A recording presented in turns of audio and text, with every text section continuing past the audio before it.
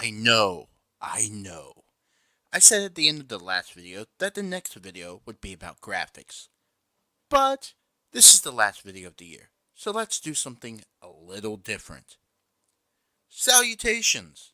I'm Jesco, and you're watching Game Dev Made Easy, and this is an extra video on a topic that many game developers don't really understand and tend to avoid until the last moment. We are going to go over how to write and come up with a basic song for your game.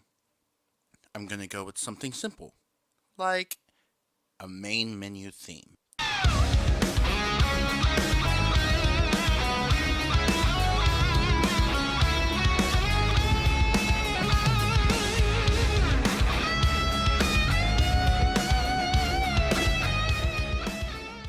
The main thing about writing music for games is that it needs to be loopable.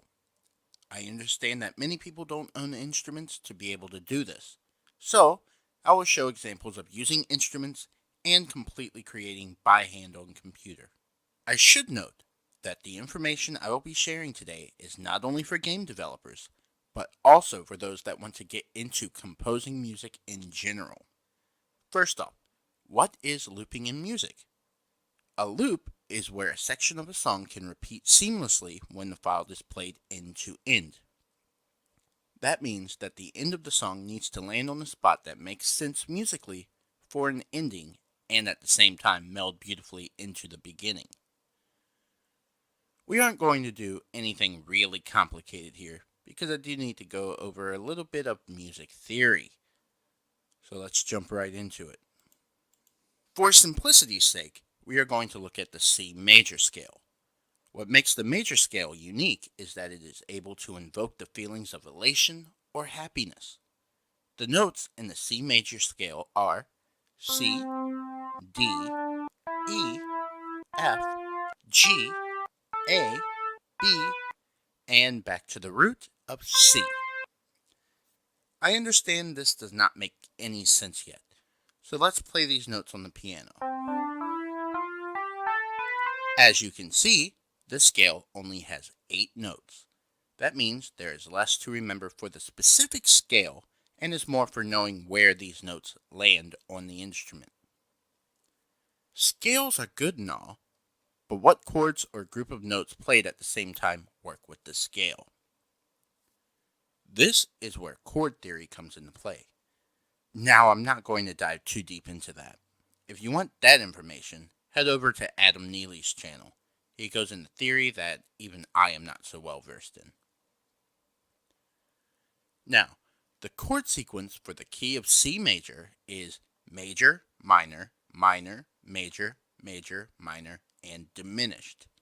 I get it. I'm just speaking jargon at this point. Remember the 7 notes thing I discussed before? Well, there are 7 chords that can be used as well. C major is the 1 chord. D minor is the 2 chord. E minor is the 3 chord. F major is the 4 chord. G major is the 5 chord. A minor is the 6 chord. And B diminished is the 7 chord. But, hold on one moment. There is another set that we can use as well. This would be C major 7 is the 1 chord. D minor 7 is the 2 chord. E minor 7 is the 3 chord. F major 7 is the 4 chord. G7 major is the 5 chord. A minor 7 is the 6 chord. And B minor 7 flat 5 is the 7 chord, which ties us back into the chord sequence. So, let's simplify this and go into common progressions. Here are 3 progressions that are very often used for this scale. I will be labeling them by the chord number, as is the standard for easily relaying information to other musicians. The first progression is 1 chord, 4 chord, and 5 chord, which would be the C chord, F chord, and G chord. The second progression is 1 chord, 6 chord, 4 chord, and 5 chord, which would be C chord, A minor, F chord, and G chord. The last progression is the 2 chord, 5 chord, 1 chord, which is the D minor 7 chord, G7 chord, and C major 7 chord. Let's hear each of these progressions. I will say the names of the progressions and then play it for you. This is the 1-4-5 progression. This is the 1-6-4 progression.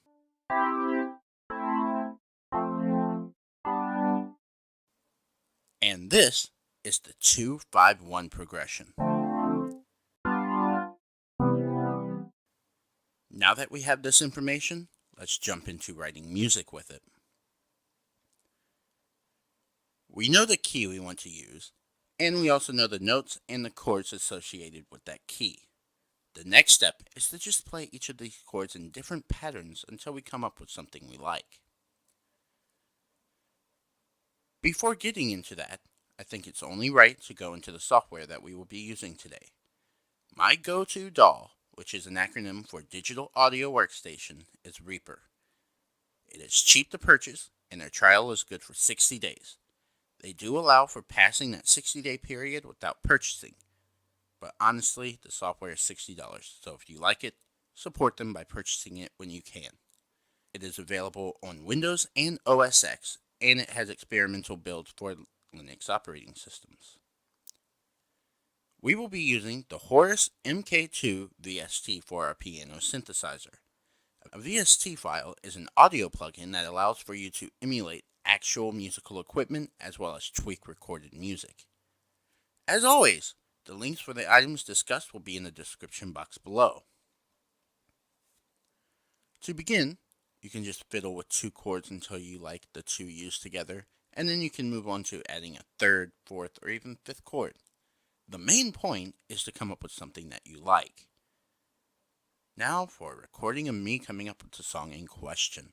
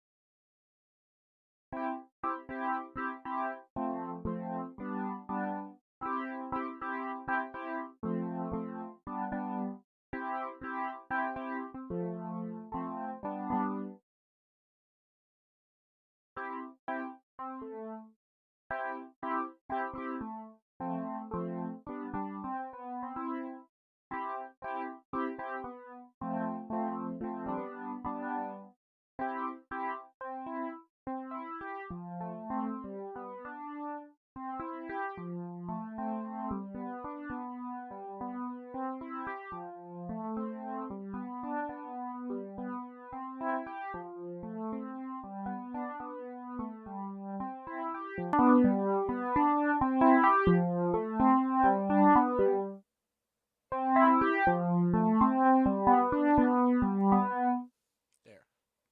Next up, we need to add a lead line to the song. After all, we don't want the loop to get stale too quickly. Remember those 7 notes that make up the key we're working in? Well, we can use those to come up with the melody.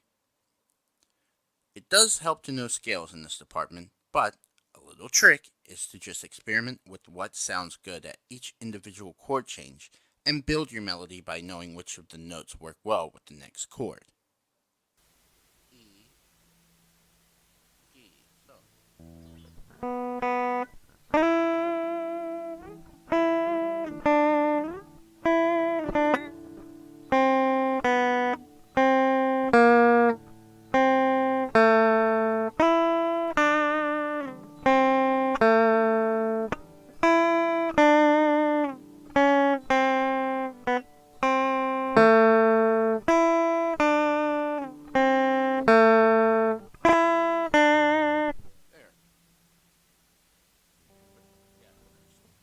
Let's just do that lead there.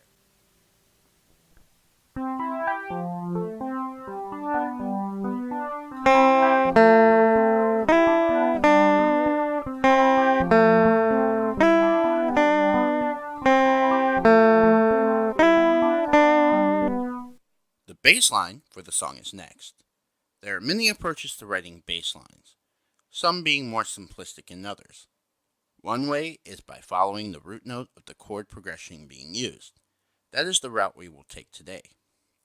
It can get more complicated the further down into the music theory rabbit hole you'd like to travel through, even with this approach. So first off, we need to know which chords we used. There are only 3 chords in this song, which would be the C chord, F chord, and G chord, in this exact order. Which also happens to be the first common progression I listed before. What we are going to do is record a little bit of a blank track. This will allow for us to select into it to manually add notes.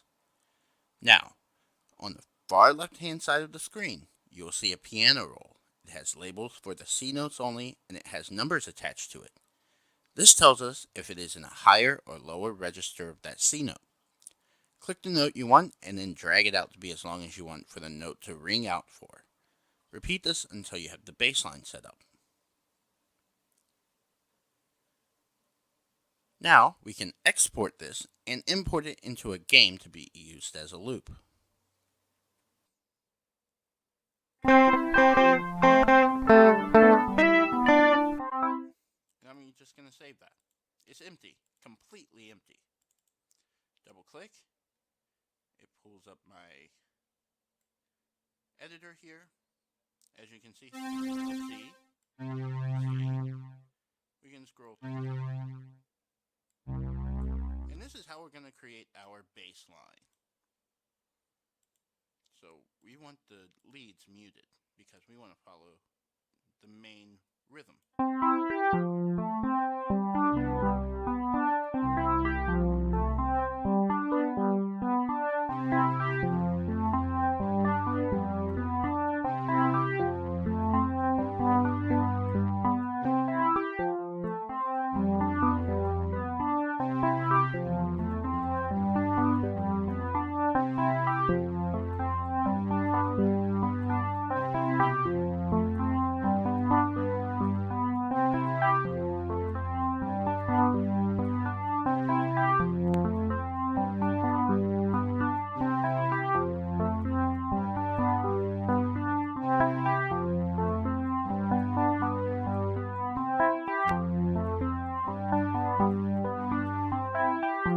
There we go. So we know what we need. So we need our C. And that should take about a full measure, right? Right about there.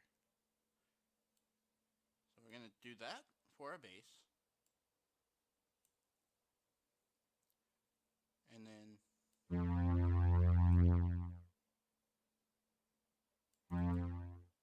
where our bass starts.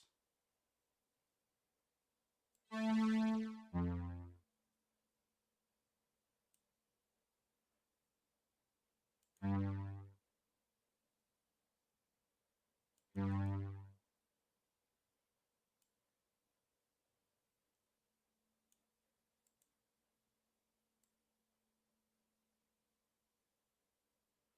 going to stop that about there.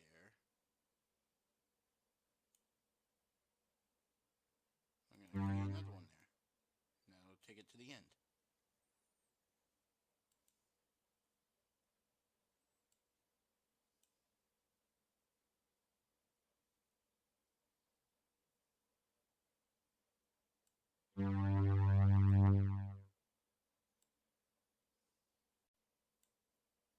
Let's hear how it sounds.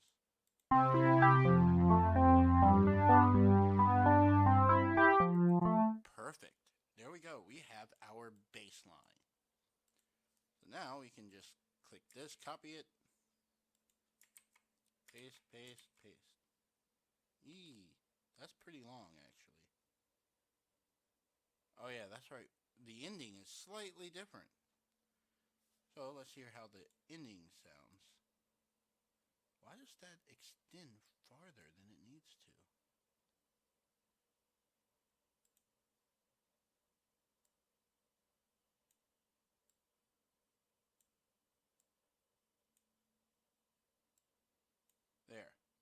Let's... Oh,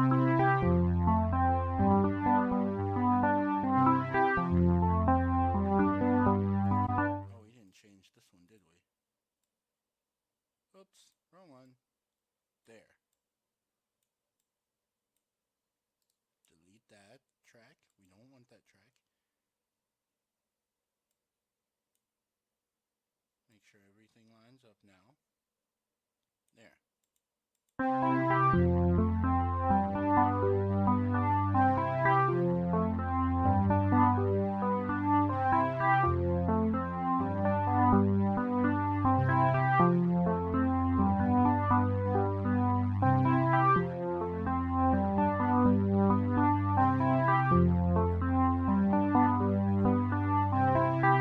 There are many more chords, keys, progressions, and scales that you can look into to learn about. There are also time signatures to learn about, but that is a topic that others can cover much more succinctly than I can. This should at least provide the basics you need to be able to understand what is written in any book, tutorial, or music website, as well as any video tutorials you may find here on YouTube. Seriously, go check out Adam Neely or Music is When. They go into music theory to a far greater degree, with a great explanation and example usages. I want to give a warm shout out to my Patreon supporters, Loki, Kupala, and Coburn. You guys are awesome for your continued support. This has been Jesco from Game Dev Made Easy, and the next upload will be about Blender with Game Dev, so stay tuned for that. Here is the final song, which will be freely available to download and use.